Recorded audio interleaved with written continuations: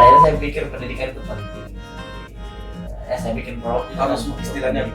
Akhirnya saya harus sekarang kayak ekstra lebih banyak untuk baca karena saya dulu nggak antusias beli buku dulu. Sekarang kayak harus baca. Harus pindah sekolah, pindah pengalaman lagi. Iya, dan pindahnya pun yang norak-norak sih, kayak Maksudnya norak-norak kayak tinggal kelas gitulah, kayak gitu-gitu ya. Oh, Bikin iya. sebenarnya nggak mau kasih contoh.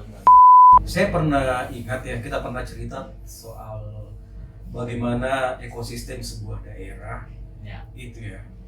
Kalau misalnya gini langsung aja ya, misalnya wali kota periode ini Iya.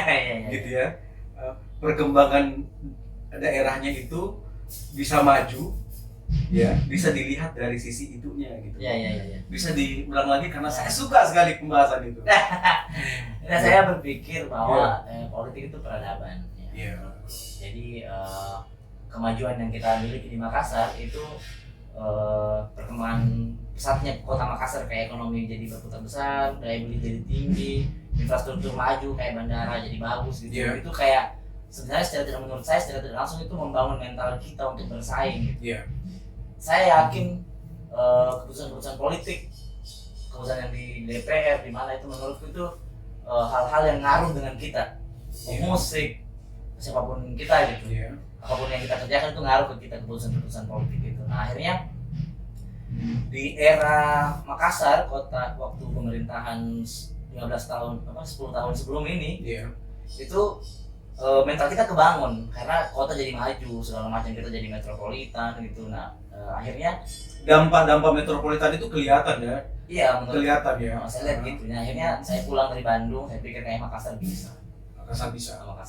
Karena bisa disebut sebagai metropolitan karena attitude-nya orang sudah begini. Iya, gitu. Infrastruktur seperti ini dan banyak sudah tinggi, gitu. regulasi-regulasi juga mendukung Iya, gitu ya. Nah, itu yang menurutku mental kita kebangun gitu untuk bersaing dan pulang gitu. Nah, tapi akhirnya, dan pernah juga dosen filsafat musik itu, dia pernah bilang ke saya, kita belajar itu untuk pulang, dan Bandung itu kampus ini bukan kampus pencetak artis gitu. Jadi saya pikir, oh iya memang. Nah, itu tadi refleksi nonton perkembangan musik di Bandung dan filsafat seninya dosenku, itu bikin saya 3 poin itu, kemajuan nilai-nilai di Bandung, perkembangan musiknya, ekosistemnya, terus yang saya pelajari di kampus, dan perkembangan kota Makassar yang menurutku membangun mental ini, menurutku alasan untuk pulang gitu. 10 tahun lalu gitu ya. 10 tahun yang lalu. Bagaimana dengan sekarang? Nah, Ini kan perubahan yang betul-betul sangat signifikan sekarang ya. Jadi akhirnya kalau dihitung tuh 2009 tuh saya sudah mulai bergerak kan. Kalau dengan sekarang ya.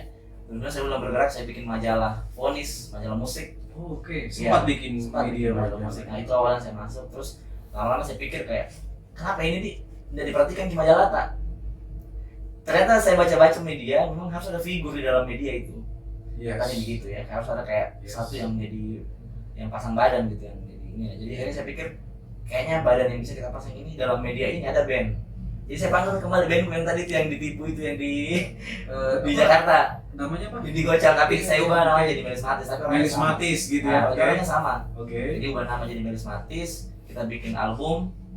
Itu yang akhirnya 2011 orang Makassar lihat kayak oh ada bandnya itu, majalah. Akhirnya diperhatikan itu majalah, mulai diperhatikan segala macam. Nah, saya bikin majalah pelan-pelan, dia karena perpindahan ke digital, majalah tidak laku. Saya bikin prolog. Nah, prolog ini berbadan bentuk, dia bentuknya itu yayasan. Kayak saya dengan teman-temanku di film, di clothingan, itu kita gabung bikin satu organisasi seni, organisasi kreatif namanya Prolog Studio. Dulu Prolog Art Building. Karena kita harapannya mau bikin saingannya gedung kesenian gitu. Jadi perjalanannya bikin majalah, terus bikin band Melismatis, yang Melismatis ini sebenarnya cukup panjang perjalanannya tadi menurutku, kayak banyak jatuh bangunnya, dan harus stepping stones-nya. sangat kayak kita bikin tur mandiri, kita bikin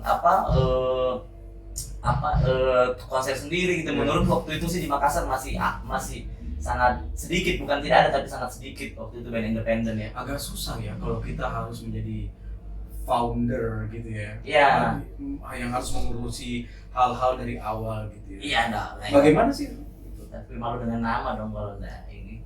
Ya itu banyak bebannya gitu kan. Ya untungnya namaku Juang Manyala, jadi harus kayak bersemangat terus. dan bersemangat terus. Kalau capek sedikit ingat nama, semangat lagi. Jadi kalau dibilang itu tadi perjalanannya begitu Kak. Pemerintahan ini kalau tadi kita tanya tuh. Yes. Pemerintahan ini membuat saya merasa harus punya media, bikin majalah.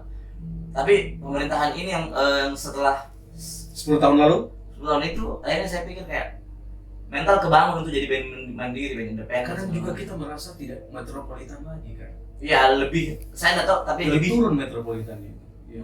Atau mungkin kita lebih, atau bisa jadi kita lebih loncat daripada itu karena Iya, bisa jadi kita lebih loncat daripada metropolitan itu dibanding environment yang ada. bisa jadi kan? mungkin. Oke.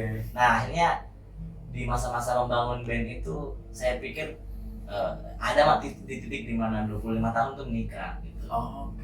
Kayak apa, menikah akhirnya saya pikir kayak Dengan siapa sih ntar? namanya kayak itu sudah disebutkan. Oke. Pokoknya dia Umur berapa menikah? umur 25. 25. Jadi terus saya menikah. Jadi di situ saya pikir, di menikah saya pikir kayak bagaimana ini ya, kita tidak bisa bohong bahwa kita butuh profit. Istilahnya kalau bicara soal profit tidak ada istilah idealis lagi. Saya sih tetap idealis menurut apa, cari uang juga idealis kali menurutku. Saya dengar Juang kan juga bekerja sama dengan sinias-sinias besar gitu. Iya. Dan itu kan, Nah itu di titik itu. apakah mereka bisa menerima pendapat Juang yang kami banyak dengar bahwa Juang itu kan orang yang tidak mudah untuk digoyah. Gitu. Iya. Nah itu yang ada titik di mana apa? Saya juga merasa tidak perlu idealis banget, tidak perlu juga mainstream banget, atau tidak perlu ikut pasar banget gitu. Bagaimana kedua-duanya bisa balance, itu sih yang saya itu terjadi pada saat setelah menikah. Ya. Nah juga sebenarnya poin itu adalah menikah itu poin di mana saya merasa prolog atau band itu harus punya profit. Dulu sebelum menikah saya cuman kayak itu tadi, kayak yang saya cerita bahwa apa yang saya bikin ini hanya untuk bikin prototype.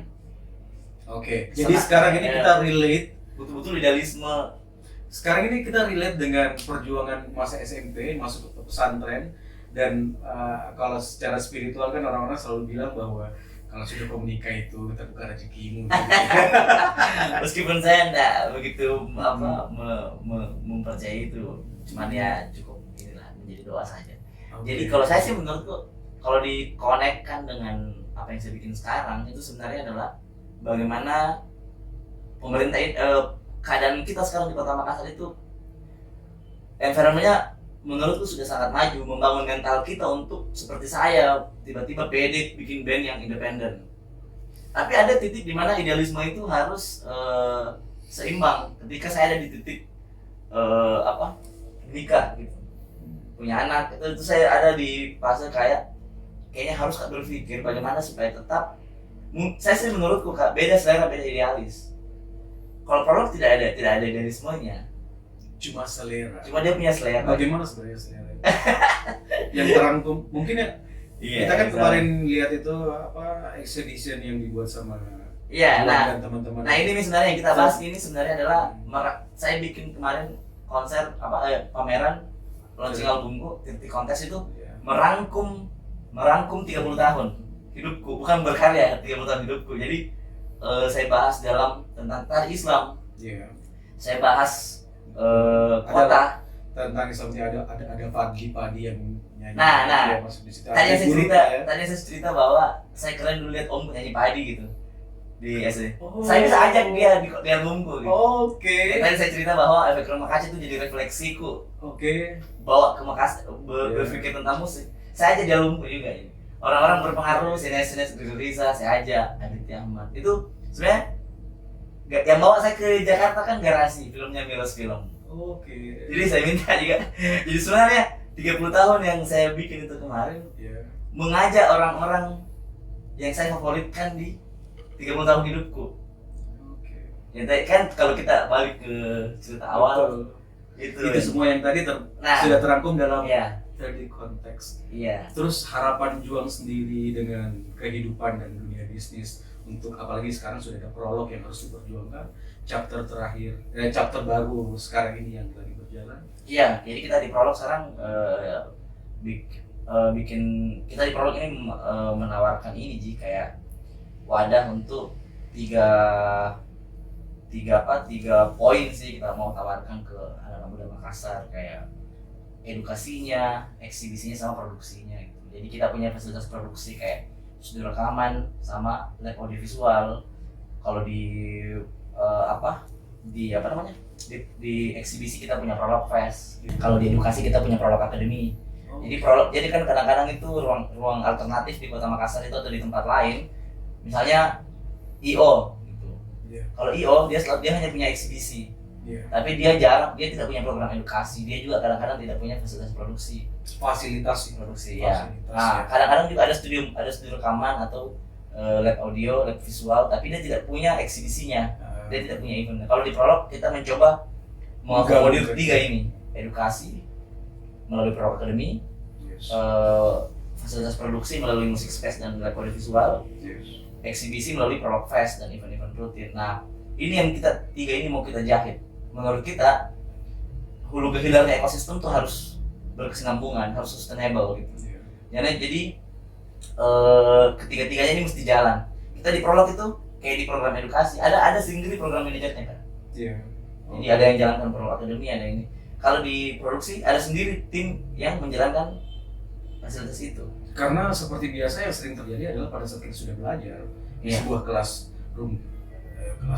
ruang kelas gitu kan, setelah kita buka pintunya kita nggak tahu mau ngapain karena betul. Nah ini hulu ke hilirnya yang kita mau coba. Karena tidak ada tempat untuk berekspresi, tidak ada tempat untuk mengaktifkan kembali apa yang telah diajarkan gitu kan. Dan itu Prolog hadir untuk bisa mengaktifkan tiga-tiganya gitu semua. Nah tapi payungnya tiga-tiganya ini adalah modal besarnya adalah networking sih. Kayak bagaimana kita, misalnya ada lulusan Prolog sekarang dia sudah ikut PH-PH besar di Jakarta, dia sudah belajar di situ. Ada juga lulusan Prolog Academy, dia sekarang rata-rata studio rekaman di Makassar itu rata-rata pernah belajar di Prolog Academy. Terus kayak di Prolog Fest itu semua orang yang environment kita di Prolog sejak dulu, itu kita bisa bawa dia ke Prolog Fest untuk ketemu banyak orang, itu konser dinonton sama orang publik gitu. Nah ini sebenarnya yang hulu hilir yang mau kita jaga, karena memang di Makassar banyak membuat event, banyak juga tempat kursus, banyak juga studio rekaman, tapi dia tidak terintegrasi. Tidak terintegrasi. Nah ini Prolog sebenarnya ada untuk Prolog Studio itu begitu. Jadi kalau dirangkum kayak makanya tadi saya bilang Prolog itu tidak bisa punya idealisme sendiri karena kita punya ini mesti kita jaga gitu. Nah Prolog hanya punya cita rasa. Iya, dia punya selera bagaimana di manajerialnya, bagaimana brandingnya, bagaimana itu kita punya cara sendiri gitu. Jadi banyak orang bilang idealis, bukan idealis mungkin, tapi lebih ke selera kita begini. Sebenarnya kalau ngajak kita kolaborasi kita bisa, berarti menghargai juga selera orang lain. Kita menghargai selera orang lain, tapi harus ngejudge. Nah, betul. Itu sih Kak. Jadi kalau ditanya harapannya, kalau ditanya kayak harap dari semua ini gitu. Kalau tentang hidupku kan saya sudah tulis di dalam album 30 Konteks. Semua orang yang saya suka saya ajak kolaborasi di situ. Semua tentang hidupku, Islam, budaya dan lain saya sudah tulis, keluarga saya sudah tulis di situ. Kalau harapanku di ekosistem industri ini bagaimana ada ruang lain selain Prolog, ada tempat lain selain Prolog yang lebih banyak memang sudah yang bisa betul-betul menjaga hulu ke hilirnya gitu. Jadi kayak kita bagaimana environment kita ini dijaga gitu, ekosistem kita ini bisa tidak juga sehat. Menurut saya susah untuk jadi sehat sih kalau dalam tanda kutip menyehatkan menurut persepsi semua orang, tapi bagaimana kita punya ekosistem yang paling tidak dia saling beriringan gitu.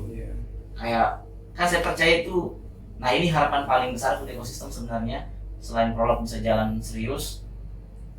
5 pilar itu yang harus kolaborasi untuk mendukung industri gitu, kayak birokrasi, apalagi regulasi. Ya mungkin ada di situ ya, dalam situ. Tapi kayak menurutku tuh birokrasi, pemerintah, perusahaan, swasta gitu, venue kayak Prolog, kayak kafe, kayak ini, terus pelaku dan komunitas ini bisa menjadi 5 pilar yang kuat.